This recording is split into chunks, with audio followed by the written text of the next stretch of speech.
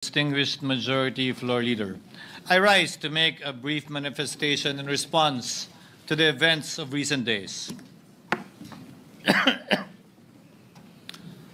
Ginoong Pangulo, meron po tayong kasabihan sa wikang Pilipino. Kapag nagturo ka ng daliri sa iba, may tatlong daliri na nakaturo palagi pabalik sa iyo. Sa mga nakaraang linggo, malinaw na nililihis ang galit ng taong bayan tungkol sa mga ghost at substandard flood control projects mula sa mga totoong may kasalanan patungo sa Senado at sa ilang mga miyembro nito. Tila pilit na ginagawang panakipbutas, ika nga at fall guy, at diversyon ang mga senador palayo sa Kamara at sa mga tunay na may sala. Klarong-klaro po ang script nito.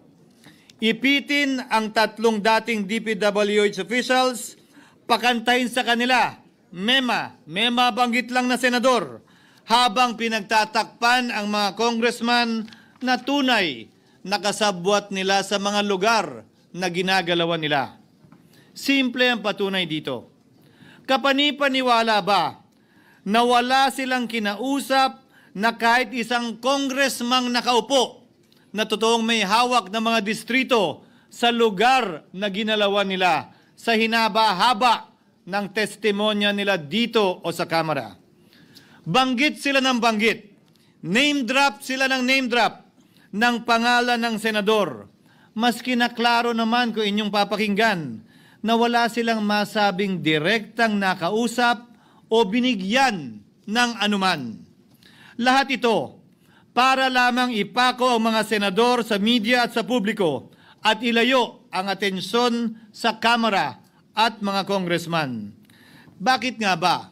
Dahil tila mas malaking isda, ika nga, mas mataas, mas kilala ang mga senador kumpara sa congressman? Umaasa sila na maiibsan ang galit ng tao sa kanilang mga anomalya ukol sa flood control at tuluyan na silang makakatakas mula sa anumang pananagutan. Isang tao lamang, Ginoong Pangulo, ang nasa likod ng script at sarswelang ito. Siya ang dahilan ng kaguluhan, pagkakaaway-away, pagkakawatak-watak na ngayon yumayanig sa ating bayan, maprotektahan lamang ang sarili niya. Ang pangalan niya ay matagal nang bulong-bulungan sa bawat sulok ng bansa, pero ngayon, unti-unti nang sinisigaw ng taong bayan.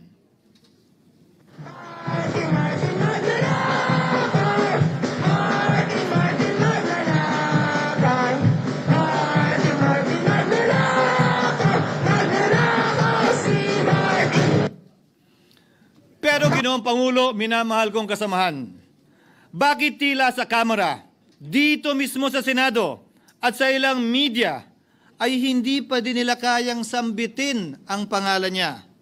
Pues, sasabihin ko, Martin Romualdez. Minsan ang binanggit ng mga diskaya ito mismo dito sa Senado, ang kanyang pangalan. Pero agad itong pinabawi nung humarap sila sa Kamara. Binanggit ni Master Sergeant Gutesa ang kanyang pangalan. Pero ultimo notaryo, natunto nila at pinabawi nila ang pagnotaryo. Buti na lang, huli na't nasabi na niya ang pangalan ni Martin Romualdez na pinanumpaan dito mismo sa ating Blue Ribbon Committee.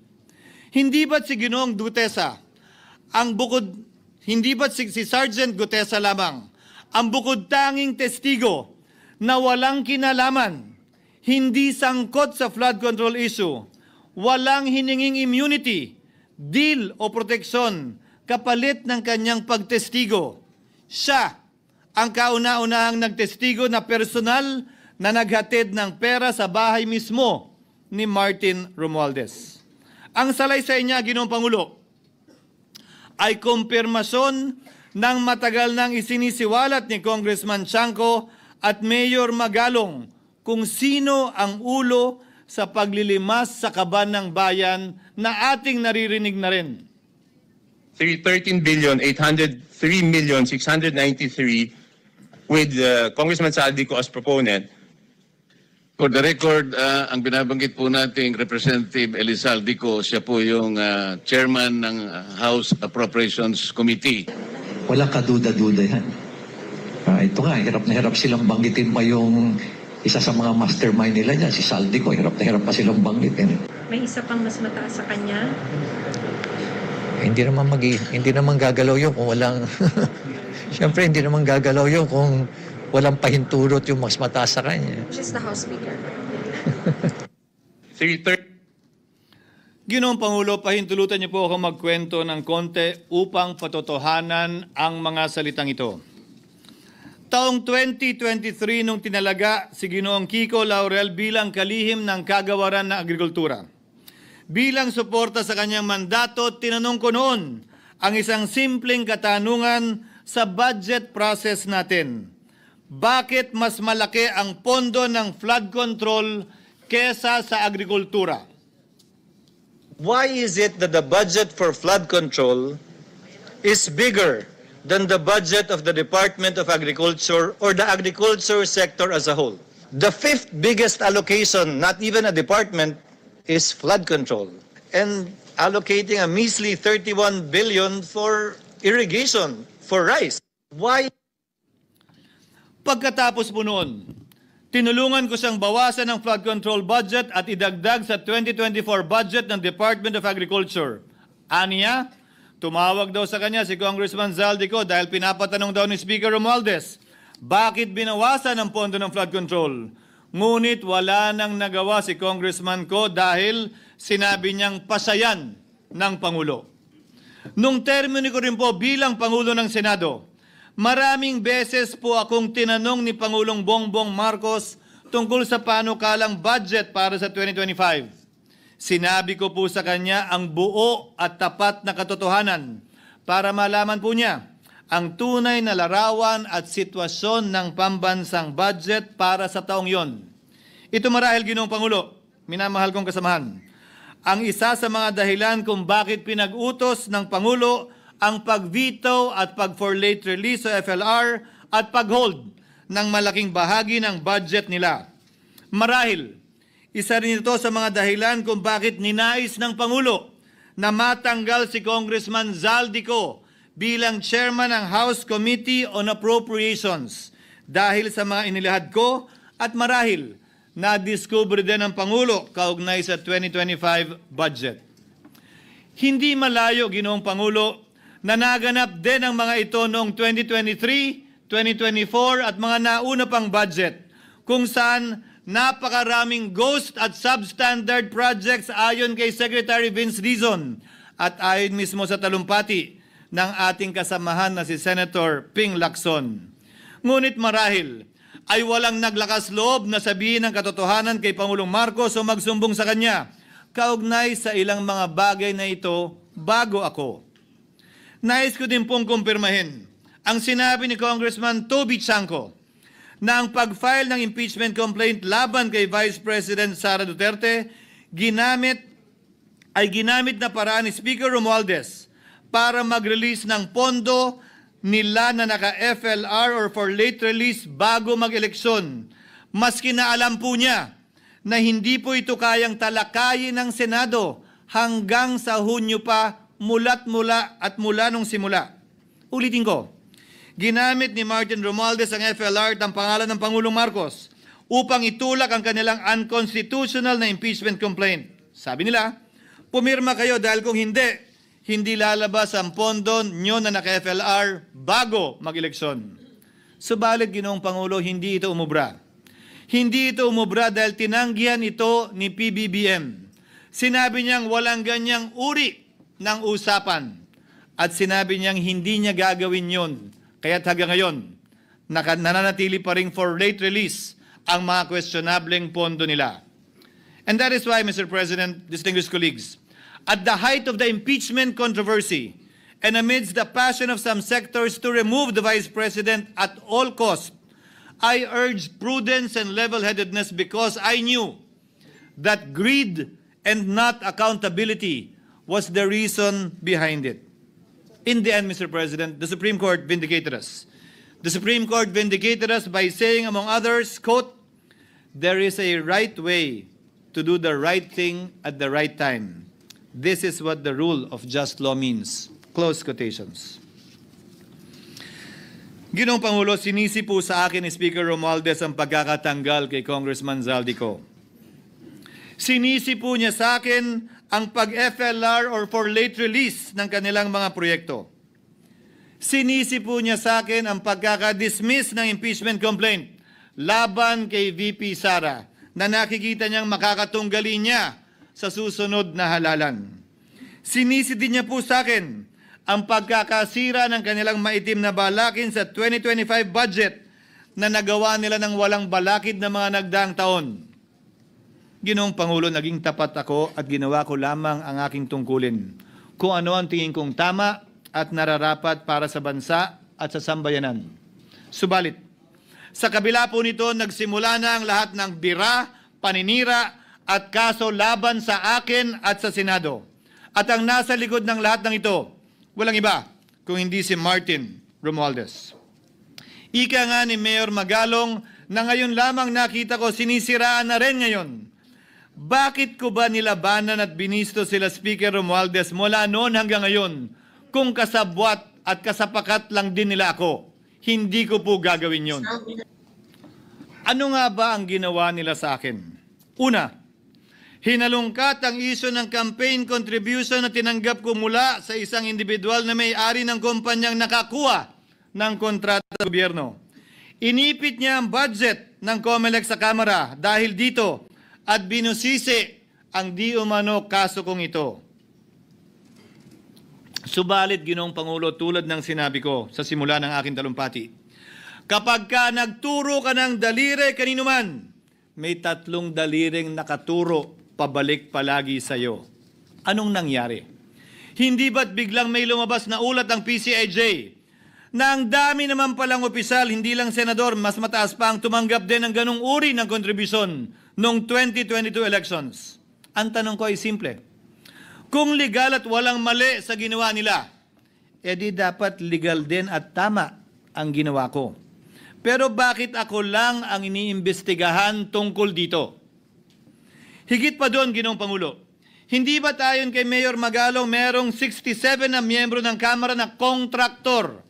Ito po ay mga miyembro ng Kamara na may construction firm na nakakuha ng kontrata sa gobyerno. Kung bawal talaga ito, ibig sabihin ba niyan, bawal na nilang gastusin ang sarili nilang pera para sa kanilang sariling kandidatura? Bakit hindi din binubusisi yun? Bakit hindi inaalam yun? Ako lang talaga? Pangalawa, inintriga ni Martin Romualdez ang dating liderato ng Senado dahil sa pagkakaupo at pagdinig ni Senator Marcoleta sa Blue Ribbon Committee dahil marahil sa pananaw niya ay hindi siya safe kay Marcoleta. Ngunit, Ginoong Pangulo, sa hindi niya inaasahang pagkakataon, nung araw ding yun, nagsalita ang mga diskaya, pinangalanan ng 17 congressman na kasosyo niya, kabilang ang pagbanggit na naman ng pangalan ni Martin Romualdez. Karamihan sa mga kawani ng DPWH na nabanggit sa itaas ay paulit-ulit na binabanggit ang delivery ng pera ay para sa kay Zaldico na dapat at least 25%. Si Kong Marvin Rillo naman ay ilang beses na binabanggit ang pangalan ni Speaker Martin Romualdez bilang kanyang malapit na kaibigan.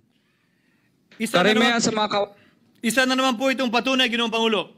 Kapag ka nagturo ka ng daliri sa iba, may 3 daliring nakaturo pabalik sa iyo. Pangatlo, sa pagdinig ng Blue Ribbon Committee kung saan niname drop ako ni Yusek Bernardo, bagaman inamin niyang personal na mismo na hindi niya rekta kung nakausap o binigyan ng anuman, bigla namang tumestigo si retired Master Sergeant Gutesa at muling pinangalanan si Martin Romualdez na hinahatiran daw niya ng pera sa mismong bahay nito. Ang bawat malita ay may lamang humigit kumulang 48 million pesos. Kalimitang dinadala sa bahay ni Congressman Zaldico, ibababa lamang namin ay 35 maleta para i-deliver sa bahay ni House Speaker Martin Romualdez. Gamit ang script niya sa pagturo sa akin, ayan na naman.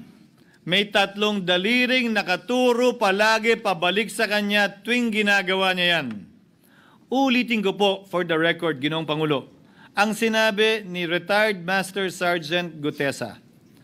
35 maleta ng pera na naglalaman na mahigit kumulang 48 milyong piso bawat isa o kulang-kulang 1.7 billion pesos sa isang delivery ay di umano hinatid niya sa iba't ibang bahay, sa iba't ibang pagkakataon ni Martin Romualdez.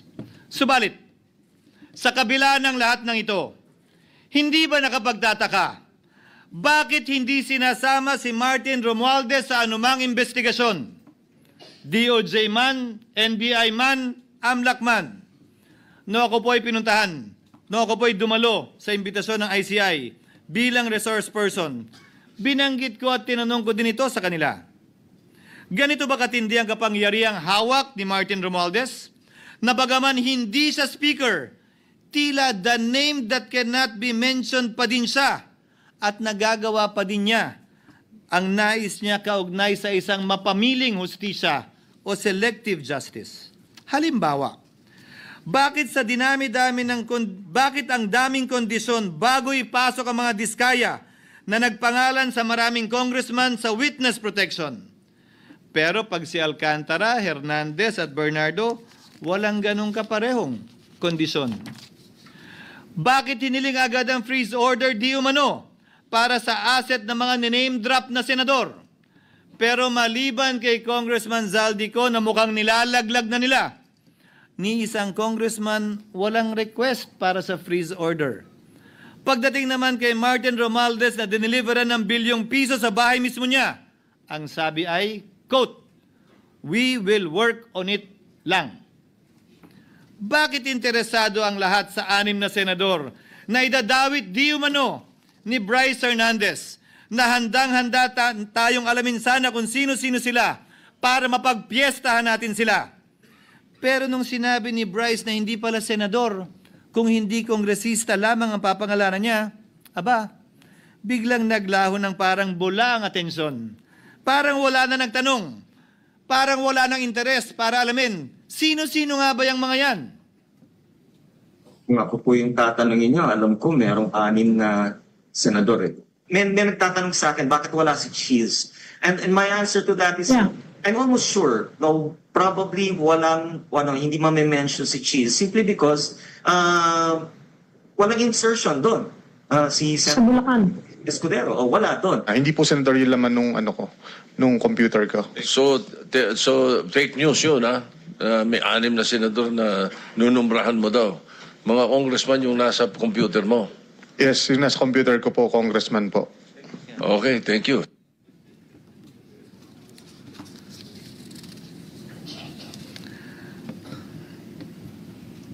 Nagkataon lang ba, Ginoong Pangulo, na ang mga nakaupong senador na dinidiinan sa ngayon ay ang dating Pangulo, dating pro tem, dating punong mayoriya ng Senado, na lahat nagkataon din lang ba na bumoto kontra sa depektibong impeachment ni Vice President Duterte o talagang tinumbok lang kami?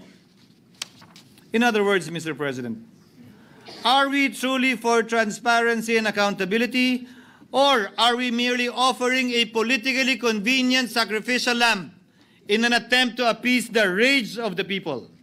What is painful, Mr. President, is that along the way, reputations have been disparaged and tarnished. Innocent persons have been implicated, and the Senate is slowly but surely being destroyed. Nagkataon lang po ba na ang lahat ng ito o ito'y sumusunod sa isang script, direksyon at basbas ni Martin Romualdez? Sa kanyang script na naglalayong ilihis ang galit ng bayan mula sa kanya at sa mga kasabwat niya at ituro ito sa Senado at mga senador. Ginoong Pangulo, ang script at sarswelang ito ay di uubra dahil napakalayo po nito sa katotohanan. Napakasama sa panlasa at tinitiyak ko sa inyo, hindi po ito matatanggap at lulunukin ng sambayanang Pilipino. I've been in public service for 27 years. I've never been accused nor charged with corruption. This is the sterling record which they are trying to tear down, and I tell you, they will not succeed. I will defend myself, Mr. President, against these malicious and false allegations. In fact, I have already filed and will be filing necessary and appropriate charges against my accusers and prove them wrong. And with the help of the Almighty, I will be vindicated and declared innocent, I am sure. Kaya ko po ipagtanggol ang sarili ko, Ginoong Pangulo. Ngunit, Ginoong Pangulo, sino po ang nagtatanggol sa ating institusyon? Kaya't ang aking tanging hiling po sana sa inyo, Ginoong Pangulo, at sa ating mga kasamahan sa Senado. Labanan po ninyo at huwag niyong pahintulutang ang mapamiling hustisya na lantarang nangyayari sa harap natin ngayon. For what is happening now is selective justice and mob justice. Members of the Senate have been thrown off a cliff before the court of public opinion in an attempt to mollify the people's rage, thereby covering up the real perpetrators and giving them a chance to get away.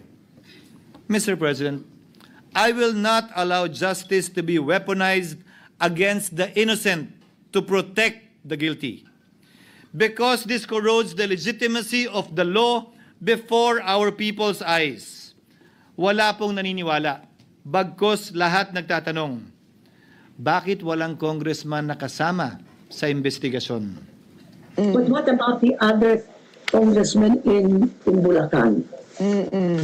Why haven't they been questioned? Called out, yeah. You think that they do not know what's going on? Ginoong Pangulo, mga minamahal kong kasamahan, huwag po tayong sumunod sa script ni Martin Romualdez. Labanan po natin ang script na ito.